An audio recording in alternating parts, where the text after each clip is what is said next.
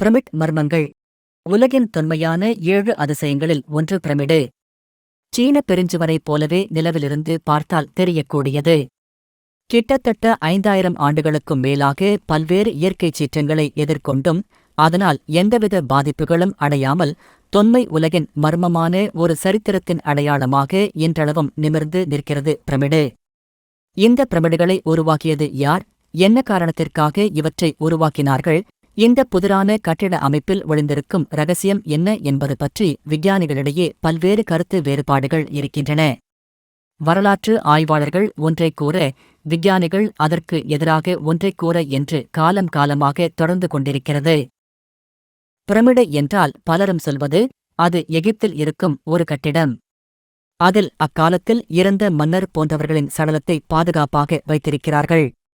Mummy என்று அழைக்கப்படும் அவற்றின் உடல்கள் இன்னும் கெடாமல் இருக்கின்றன. அது தவிர பல்வேறு புதையல்களும் அங்கே இருக்கக்கூடும் என்பதுதான். ஆனால் இவை மட்டும்தான் பிரமிடா? வெறும் உடலை பாதுகாக்கும் சமாதிக்காகத்தான் அவ்வளவு பெரிய கட்டிடங்களை கட்டியிருப்பார்களா என்ற கேள்விகள் சிந்தனைக்குரியன. இதில் முக்கியமான விஷயம் என்னவென்றால், இந்த பிரமிடுகளைச் சுற்றி எந்தவிதமான மலைகளோ பாறைகளோ கற்குன்றுகளோ கிடையாது. நகரத்தின் அருகில் மட்டுமல்ல, தொலைவிலும் கூட இல்லை. ஒரு புறம் பாலைவனமும் மறுபுறம் கடலும்தான் இந்நகரைச் சுற்றி உள்ளது. அப்படியானால் இந்த பிரமிடை எப்படி உருவாக்கியிருப்பார்கள்? இத்தனை லட்சம் கற்களை எங்கிருந்து கொண்டு வந்திருப்பார்கள்?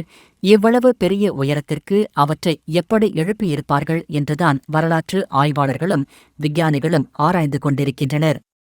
மேலும் இந்த அளவுக்கு அருகில் பூமியில் எங்காவது கற்களை தோண்டி எடுத்து இவற்றை கட்டியிருப்பார்கள் என்று வைத்துக் கொண்டால் கூட, அவ்வாறு தோண்டி எடுத்த இடங்களில் மிகப்பெரிய பள்ளங்கள் ஏற்பட்டிருக்க வேண்டும். ஆனால் பலமைல் சுற்றளவிற்கு அப்படி எந்த ஒரு பெரிய பள்ளமும் இல்லை. ஆகவே எப்படி இவற்றை உருவாக்கியிருப்பார்கள் என்று இன்னமும் விஞ்ஞானிகள் மண்டையை உடைத்துக் கொண்டுதான் உள்ளனர். ஒரு சிலர் இந்த வகை பிரமிடுகள் மனிதர்களால் கட்டப்படவில்லை, மனிதர்களை விட பல்வேறு அதிசய ஆற்றல்கள் கைவரப்பெற்ற வேற்று கிரக மனிதர்களால் கட்டப்பட்டவை என்றும் கூறுகின்றனர். இந்த கூற்றில் உண்மை இருக்கலாம் என்று கூறும் ரஷ்ய விஞ்ஞானிகள், ஸ்பிங்ஸ் பிரமிடைப் போன்ற ஓர் பிரமிடு உருவச்சிலை செவ்வாய் கிரக பிரமிடுகளுக்கு அருகே காணப்படுவதாக கூறியிருக்கின்றனர். அவர்கள் செவ்வாய் கிரகத்தில் சைடோனிக் என குறிக்கப்படும் ஒரு பகுதியில் காணப்படும் பிரமிடு போன்ற அமைப்புகளுக்கும் எகிப்தின் பிரமிடுகளுக்கும் நெருங்கிய தொடர்பு இருக்கக்கூடும் என்றும் கருதுகின்றனர். எகிப்து பிரமிட் கட்டுமான ரகசியம். எகிப்திய பிரமிடுகளே மிகவும் புகழ்பெற்றவையும் அறியப்பட்டவையும் ஆகும். பாறைகளால் கட்டப்பட்ட இவற்றில் சில உலகின் மிகப்பெரிய கட்டிடங்களில் ஒன்றாக அமைந்தன. பெரும்பாலான பிரமிடுகளின் மேற்பரப்புகள் வெள்ளை நிற கற்களால் மிகவும் எதிரொலிக்குமாறு தீட்டப்பட்டிருந்தன. இதனால் தொலைவிலிருந்து பளபளப்புடன் காணப்பட்டன. முகட்டுக்கல் அல்லது சிகரம் மட்டும் கருங்கல் அல்லது எரிமலை பாறையால் ஆனதாகவும் தங்கம், வெள்ளி அல்லது தங்கம், வெள்ளியின் கலப்பு உலோகத்தினால் பூசப்பட்டும் இருந்தது. கிமு 2700க்குப் பிறகு கட்டத் துவங்கிய எகிப்தியர்கள் கிமு 1700 வரை பிரமிடுகளை கட்டினர். 3ஆம் வம்ச காலத்தில் யோசர் மன்னர் காலத்தில் 6 மஸ்தபாக்களை ஒன்றின் மேல் ஒன்றாக அடுக்கி முதல் பிரமிடு ஒன்றை கட்டினர். எகிப்தின் பெரிய பிரமிடுகள் கிசா என்றவிடத்தில் உள்ளன. பெரும்பாலான பிரமிடுகள் நைல் ஆற்றின் மேற்குப் புறத்திலேயே கட்டப்பட்டன. 2008ஆம் ஆண்டுப்படி இதுவரை 135 பிரமிடுகள் எகிப்தில் கண்டறியப்பட்டுள்ளன. எகிப்தின் மிகப்பெரிய பிரமிடாகிய கிசாவின் பெரிய பிரமிட்டின் அடித்தளம் 52,600 சதுர மீட்டர்கள் பரப்பளவில் அமைந்துள்ளது. இது பண்டைய உலக அதிசயங்களில் ஒன்றாக விளங்குகிறது. முகட்டில் பதித்திருந்த சுண்ணாம்பு கற்களும் கடற்சங்குகளும் காலப்போக்கில் விழுந்துவிட்டன அல்லது திருடப்பட்டு கெய்ரோவில் கட்டிடங்களுக்கு பயன்படுத்தப்பட்டன. பெரும்பாலான பிரமிடுகள் கெய்ரோவிற்கு அண்மையிலேயே உள்ளன. பிரமிடுகளில் மிகப்பெரிய பிரமிடான கிசா பிரமிடு 23 லட்சம் கற்களால் கட்டப்பட்டது. ஒவ்வொரு கல்லும் 2 முதல் 9 டன் வரை எடை கொண்டது. இந்த கற்களை எங்கிருந்து எப்படி இழுத்து வந்தார்கள், ஒன்றின் மீது ஒன்றாக எப்படி ஏற்றினார்கள் என்பது இன்னும் மர்ம முடிச்சாகவே உள்ளது. தற்கால எகிப்து தலைநகர் கெய்ரோவின் புறப்பகுதியில் அமைந்துள்ள கிசா பிரமிடுகள் உலகப் புகழ் பெற்றவை. உலகத்தின் 7 அதிசயங்களில் ஒன்றாக போற்றப்படும் பிரமிடுகள் மிக விந்தையான, இன்னும் முற்றிலுமாக அறிந்து கொள்ளப்படாத செய்திகளை உள்ளடக்கியது. 500 அடி உயரம் கொண்ட இந்த பிரமிடுகள் 2.5 டன் எடையுள்ள தனி சுண்ணாம்புப் பாறை கற்களால் எழுப்பப்பட்டது. இவ்வளவு எடை கொண்ட கற்களை 500 அடி உயரத்திற்கு கொண்டு சென்ற விந்தையை வரலாற்று நிபுணர்கள் இன்னும் ஆராய்ந்து கொண்டுள்ளனர். சுண்ணாம்புக் கற்களின் மேலடுக்குகள் நன்றாக பாலிஷ் செய்யப்பட்ட பளிங்கு சுண்ணாம்புக் கற்களால் வெளிப்புறம் பதிக்கப்பட்டுள்ளன. 23 லட்சம் சுண்ணாம்புக் கற்கள் எவ்வாறு அவ்வளவு உயரத்திற்கு கொண்டு செல்லப்பட்டு பணிகள் முடிக்கப்பட்டன என்பதும், அத்தகைய பாலைவன பரப்பில் எவ்வாறு சாத்தியம் என்பதும் ஆய்வில் உள்ள ஒன்று. புறக்கற்களில் வித்தியாசமான எழுத்துகள் பதிக்கப்பட்டுள்ளன. இவற்றை மட்டும் பதித்தால் 10,000 பக்கங்கள் வரும் என்பது வரலாற்று ஆய்வாளர்கள் கருத்து. கிசாவில் உள்ள 3 பிரமிடுகளும் பிதாகரஸ் என்கிற கணித விதிகளின்படியும் பிரபஞ்சத்தில் உள்ள 3 ஓரின நட்சத்திரங்களை குறிக்கின்ற துல்லிய கோட்பாட்டின்படியும் அமைக்கப்பட்டுள்ளதை ஆய்வாளர்கள் கண்டறிந்துள்ளனர். பிரமிடின் உடல்கள் கெடாமல், மாறாக முற்றிலும் உலர்ந்த நிலையில் உள்ளன. இது ஆராய்ச்சியாளர்களின் ஆய்வுக்கு பெருந்திணியாக உள்ளது. இன்னும் முற்றிலுமாக கண்டறியப்படாத உள் அறைகளின் பயன்பாடுகள், குறுக்கும் நெடுக்குமாகச் செல்கின்ற சதுர துளைகளின் பயன்பாடுகள், திருட வருபவர்களை குழப்புவதற்காக அமைக்கப்பட்ட தந்திரப் பாதைகள். 2004ஆம் ஆண்டு இத்தகைய சதுர துளைகளின் இரகசியங்களை அறிந்து கொள்ள எந்திர மனிதனை உள்ளே செலுத்தி உலகம் முழுதும் பல்லாயிரம் மக்கள் தொலைக்காட்சிகளில் நேரடியாக கண்டபோது, உட்புறம் மேலும் சில வாயில்கள் அடைக்கப்பட்டிருந்ததை உலகம் கண்டு வியந்தது. இவற்றை திறக்கவும் அதற்கு பின்புறம் உள்ள மர்மங்களை அறிந்து கொள்ளவும் தற்பொழுதும் ஆய்வுக்குழுக்கள் மும்முரமாக செயல்பட்டு வருகின்றன. வியக்கத்தக்க முறையில் கட்டப்பட்டுள்ள பிரமிடின் கூம்பகங்களை பண்டைக்கால ஃபாரோ மன்னர்களின் வெறும் புதைப்பு பீடமாக மட்டும் நாம் எடுத்துக்கொள்ளக்கூடாது. பிரமிடுகள் பூர்வீக எகிப்தியரின் வரலாற்று களஞ்சியத்தின் சுரங்கமாக வடிக்கப்பட்டதுடன் அக்காலத்திய கணித, விஞ்ஞான, வானியல், மருத்துவ அறிவு திறமைகளையும் முறைகளையும் பறைசாற்றும் அறிவு களஞ்சியமாகவும் திகழ்கின்றன. எகிப்தில் கட்டப்பட்டுள்ள வியக்கத்தக்க கோபுரங்களும் பிரமிட் கூம்பகங்களும் ஒரு புதிரான வரைகணித முறையில் திட்டமிட்டு கட்டப்பட்டதாக தெரிகின்றன. அந்த கணித முறை நுணுக்கங்களை புரிந்து பண்டை காலத்தில் பயன்படுத்திய எகிப்தியர் மிகச் சிலரே. அவற்றில் நழுவிச் சென்ற சில கணிதத் துணுக்குகளைத்தான் புராதன அலெக்சாண்டரிய கிரேக்க அறிஞர் கைப்பற்றி விருத்தி செய்ததாக அறிய முடிகிறது. பிரமிடுகளும் அயர்லாந்தில் இருக்கும் கச்சுமை தாங்கிகள் போல கர்த்தோன் காலங்காட்டியாக கருதப்படுகின்றன. பிரமிட் கட்டிட அமைப்பு 23 லட்சம் கற்களால் அமைக்கப்பட்டது. Great pyramid. அதன் ஒவ்வொரு கல்லின் எடையும் 2 டன் முதல் 30 டன் வரை இருக்கிறது. இந்த கற்கள் ஒன்றொடொன்று பொருத்தப்பட்டிருப்பது அதிசயிக்கத்தக்க அளவில் உள்ளது. இவை அரை மில்லி மீட்டர், அதாவது ஒரு மயிரிழை கூட இடைவெளி இன்றி இருப்பது அதிசயத்திலும் அதிசயமே. இந்த கற்களால் 30 எம்பயர் ஸ்டேட் பில்டிங்குகள் கட்டலாம். பிரமிட் பூமியின் ஸ்கேல் மாடலாக உள்ளது. இதில் முக்கியமான விஷயம் என்னவென்றால், இந்த பிரமிடுகளைச் சுற்றி எந்தவிதமான மலைகளோ பாறைகளோ கற்குன்றுகளோ கிடையாது. நகரத்தின் அருகில் மட்டுமல்ல, தொலைவிலும் கூட இல்லை. ஒரு புறம் பாலைவனமும் மறுபுறம் கடலும்தான் இந்நகரைச் சுற்றி உள்ளது. அப்படியானால் இந்த பிரமிடை எப்படி உருவாக்கியிருப்பார்கள்? இத்தனை லட்சம் கற்களை எங்கிருந்து கொண்டு வந்திருப்பார்கள்? இவ்வளவு பெரிய உயரத்திற்கு அவற்றை எப்படி எழுப்பியிருப்பார்கள் என்றுதான் வரலாற்று ஆய்வாளர்களும் விஞ்ஞானிகளும் ஆராய்ந்து கொண்டிருக்கின்றனர். மேலும் இந்த அளவுக்கு அருகில் பூமியில் எங்காவது கற்களை தோண்டி எடுத்து இவற்றை கட்டியிருப்பார்கள் என்று வைத்துக் கொண்டால் கூட, அவ்வாறு தோண்டி எடுத்த இடங்களில் மிகப்பெரிய பள்ளங்கள் ஏற்பட்டிருக்க வேண்டும். ஆனால் பலமைல் சுற்றளவிற்கு அப்படி எந்த ஒரு பெரிய பள்ளமும் இல்லை. ஆகவே எப்படி இவற்றை உருவாக்கியிருப்பார்கள் என்று இன்னமும் விஞ்ஞானிகள் மண்டையை உடைத்துக் கொண்டுதான் உள்ளனர். ஒரு சிலர் இந்த வகை பிரமிடுகள் மனிதர்களால் கட்டப்படவில்லை, மனிதர்களை விட பல்வேறு அதிசய ஆற்றல்கள் கைவரப்பெற்ற வேற்றுக் கிரக மனிதர்களால் கட்டப்பட்டவை என்றும் கூறுகின்றனர். இந்த கூற்றில் உண்மை இருக்கலாம் என்று கூறும் ரஷ்ய விஞ்ஞானிகள், ஸ்பிங்ஸ் பிரமிடை போன்ற ஓர் பிரமிடு உருவச்சிலை செவ்வாய் கிரக பிரமிடுகளுக்கு அருகே காணப்படுவதாக கூறியிருக்கின்றனர். அவர்கள் செவ்வாய் கிரகத்தில் சைடோனிக் என குறிக்கப்படும் ஒரு பகுதியில் காணப்படும் பிரமிடு போன்ற அமைப்புகளுக்கும் எகிப்தின் பிரமிடுகளுக்கும் நெருங்கிய தொடர்பு இருக்கக்கூடும் என்றும் கருதுகின்றனர். இதனுடைய லாடிட்யூட் மற்றும் லாங்கிட்யூட் ஆகிய இரண்டும் வெட்டிக் கொள்ளும் இடம் 30 டிகிரி வடக்கு மற்றும் 31 டிகிரி கிழக்கு. இந்த ரேகை மற்ற எல்லா ரேகைகளையும் விட அதிகமாக பூமியின் பரப்பின் வழியே செல்கிறது என்பது இன்னொரு அதிசயம். பிரமிடின் மொத்த கற்களின் எடையான 53 லட்சம் டன்னை 1.00000000000000000000000 0.000 என்ற எண்ணால் பெருக்கினால் பூமியின் எடை கிடைக்கிறது. பிரமிடின் வெவ்வேறு அளவு விகிதாசாரங்கள் ஆங்காங்கே பை எனப்படும் 3.142 என்ற அளவையும் தங்க விகிதம் என்று கூறப்படும் 1.618 என்ற அளவையும் காண்பிக்கின்றன.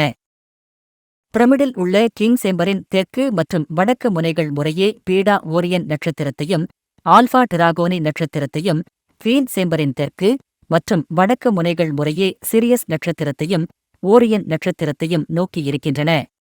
நமது புராணங்கள் போற்றும் விஸ்வாமித்திர நட்சத்திரம்தான் சிரியஸ்.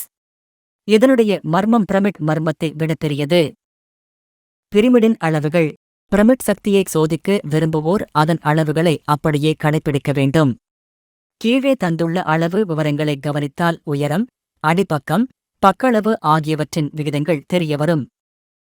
இந்த அளவுகளை கவனித்தால் ஒவ்வொரு அலகு உயரத்திற்கும் அதன் அடிப்பக்கம் 1.5708 மடங்காகவும் பக்க அளவு 1.4945 ஆகவும் இருப்பது தெரியவரும்.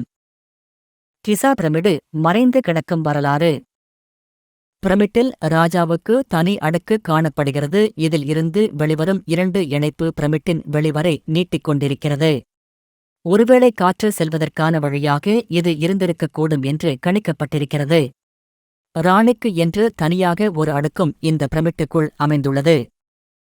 இந்த அடுக்கில் 2 சுரங்கப்பாதைகள் இணைக்கப்பட்டு அதை 2 கல் கதவுகளால் மூடப்பட்டுள்ளது. ஆய்வுகள் இன்னும் தொடர்ந்து கொண்டுதான் இருக்கிறது. ஆய்வு சரியான கோணத்திலும் ரோபோ பழுதாகாத பட்சத்தில் கண்டிப்பாக பிரமிடு எந்த ஆண்டு கட்டப்பட்டது, கற்களின் தன்மை, எவ்வளவு நாட்களில் இந்த பிரமிடு கட்டப்பட்டிருக்கலாம் போன்ற உறுதியான தகவல்கள் கிடைக்கும். தற்போது பிரமிட்டின் அமைப்பு ஓரளவிற்கு ரோபோவின் உதவியுடன் கண்டுபிடிக்கப்பட்டுள்ளது. பல புதிர்கள் நிறைந்திருக்கும் இந்த பிரமிட்டின் வரலாற்று கதவை திறப்பதற்கான நாள் வெகு தொலைவில் இல்லை என்கிறார்கள் அகழ்வாராய்ச்சியாளர்கள். ஜீஷா பிரமிட்டுக்கள் ஏன், எதற்காக கட்டப்பட்டன என்ற வினாவிற்கு சான்றான பதில் இன்று வரை தெரியாது. ஆனால் பிரமிட்டுக்களை கடந்த பல வருடக்கணக்கில் ஆராய்ந்து வரும் தொல்பொருள் ஆராய்ச்சியினர் பலரும் வெளியிட்ட தகவல்கள் மனிதனின் வலுவின் மிஞ்சிய விடயமாக உள்ளது. இவர்களின் கூற்றுப்படி பிரமிட்டுக்கள் கட்டுவதற்கு திட்டமிடப்பட்ட காலம் கிமு 2560 வருடத்தில் இருந்து தொடங்குகின்றது. இந்த மாபெரும் திட்டத்தினை தீட்டுவதற்கு மட்டும் 10 வருடம் மேலான காலத்தினையும் கட்டுவதற்கா 20 வருடங்களையும் செலவிட்டுள்ளனர் எனவும் அறியப்பட்டுள்ளது. அத்துடன் இந்த மகா சாதனையின் பின்னால் இருந்துள்ளோர் அதீத அறிவும் ஞானமும் மேலோங்கி இந்நாளில் பேசப்படும் வானியல், புவியியல், பிளதீகவியல், கணக்கியல் போன்ற விடயங்களின் நிபுணர்களாக இருந்துள்ளனர் எனவும் கண்டறியப்பட்டுள்ளது. மேலும் இத்தனை தவல்களை விடவும் இன்றைய காலத்தில் கூட சாதிக்க முடியாத மகா சாதனையின் பின்னால் கடவுள் எனும் மகா சக்தி உதவியுள்ளது என்ற முடிவுக்கு எல்லோரும் வந்துள்ளனர். மேலும் நவீன எகிப்து நாட்டின் கைரோ நகருக்கு அண்மையாக உள்ள பழைமையான ஜீஷா நகரம் மொத்தமாக 3 வெவ்வேறு பிரமிட்டுக்களை உள்ளடக்கியுள்ளது. இவை ஒவ்வொன்றும் 2560 கிமு வருடம் முன்பு கட்டப்பட்ட வேளையில் இதன் மேல் பகுதிகள் மிகவும் அழுத்தமாகவும் யொலிப்பாகவும் இருந்தபோதிலும் காலப்போக்கில் இதன் அருமை பொறுமை தெரியாது மனிதனால் சிதைக்கப்பட்டுள்ளன. பழைமையான ஜீஷா நகரம் சிறந்த பண்பாடு, நாகரிகம், கட்டுப்பாடு, மத ஒழுக்கம், கடின உழைப்பு இவற்றின் உறைவிடமான மக்கள் கூட்டம் கொண்ட செழிப்பான நகரமாக ஆரம்ப காலத்தில் இருந்த போதிலும் பல ஆயிரம் வருடகால ஓட்டத்தின் பின்பு ஜீஷா பிரமிட்டுக்கள் மட்டுமே பாலைவனத்தில் எஞ்சியுள்ளன. ஜீஷா நகரம் மொத்தமாக 3 பிரமிட்டுக்கள் இருந்தபோதிலும் மிகவும் உயரமான மகா ஜீஷா மட்டும் கீழ்வரும் தகவல்களில் தரப்படுகின்றது. ஜீஷா பிரமிட்டு மொத்தம் 13 ஏக்கர் பரப்பில் பறந்துள்ளது. மகா ஜீஷா பிரமிட்டு இதன் அடிப்பரப்பு 1134 அடியாகவும் உயரம் 486 அடி என அமைந்துள்ளது. இவை ஒவ்வொன்றும் சராசரி 2.5 தொன் நிறை உடைய 21 இலட்சம் கற்களினால் 20 வருட காலத்தில் கட்டி முடிக்கப்பட்டுள்ளன. 4 திசைகளில் முகம் கொண்டுள்ள பிரமிட்டின் வாசல் வடதிசையில் அமைக்கப்பட்டுள்ளது. இதன் வாசல் 9 அடி சதுரமாக நிலத்தில் இருந்து 150 அடி உயரத்திலும் அமைந்துள்ளது. பிரமிட்டின் வாசலில் இருந்து 324 அடி நீண்ட உள்மனை 3 தளங்களில் உள்ள 3 மண்டபங்களுக்கு செல்கின்றது. பிரமிட்டின் முதன்மை கட்டுமானத்தில் 2 மில்லியன் கற்கள் ஒவ்வொன்றும் 1 இன் கீழ் 50 அங்குல இடைவெளியில் பொருத்தப்பட்டுள்ளது. கட்டி முடிவுற்ற காலத்தில் மிகவும் பளபளப்பாக இருந்த பிரமிட்டு 100 மைல் தொலைவிற்கு சாதாரண கண்களுக்கு புலப்படுமாறு இருந்துள்ளது. கட்டிடம் முடிவுற்ற காலம் முதல் பலகாலமாக புராதன மக்களின் வணக்க தலமாக இருந்துள்ளது. பிரமிட்டின் முக்கிய இராற்றுதகள் கட்டுமானம் தவிர 11,5,0,0,0 மணல் உதவியுடன் பளபளப்பு செய்யப்பட்ட சுண்ணாம்பு கற்கள் மேலதிகமாக பாவித்துள்ளனர். மேல் கூறிய சுண்ணாம்பு கற்கள் ஒவ்வொன்றும் ஒன்று இன் கீழ் 100 அங்குல இடைவெளியில் பொருந்த வைத்துள்ளனர். ஜீசா பிரமிட்டு நைல் நதி கரையிலும் எகிப்து நாட்டின் எல்லையிலும் உள்ளது. ஜீசா என்பதன் அர்த்தம் அரபு மொழியில் எல்லை என்பதாகும். கட்டுவதற்கு உபயோகித்த கற்களினால் 20 எம்பயர் ஸ்டேட் கட்டிடம் கட்ட முடியும் அல்லது பூமியை சுற்றிவர ஒரு நடைபாதை அமைப்பதற்கு சமம் எனவும் இதன் பிரமாண்டம் வர்ணிக்கப்படுகின்றது. மம்மி பதப்படுத்துதல். இறந்தவரின் உடலை தனியாக ஒரு கூடாரத்திற்கு எடுத்துச் சென்று மரணக்கட்டிலில் அவரை கிடத்தி பேரீச்சை மதுவாலும் நைல் நதி நீராலும் கழுவுவார்கள்.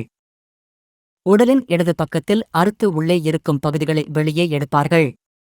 நுரையீரல், கல்லீரல், வயிற்றுப் பகுதிகள், குடல் பகுதிகள் எடுக்கப்பட்டு கல் உப்பில் பதப்படுத்தப்படும். இருதயம் அறிவின் இருப்பிடமாக எகிப்தியர்களால் கருதப்பட்டதால் அது உடலுக்குள்ளேயே இருக்கும். ஒரு வளைந்த கம்பியை மூக்கின் வழியாக விட்டு உடைத்து மூளையை எடுத்து விடுவார்கள். உண்மையில் அறிவு என்பது மூளை தொடர்புடையது என்ற அறிவு அந்த காலத்தில் இல்லை என்பது குறிப்பிடத்தக்கது. உடல் கல் உப்பால் மூடப்படும்.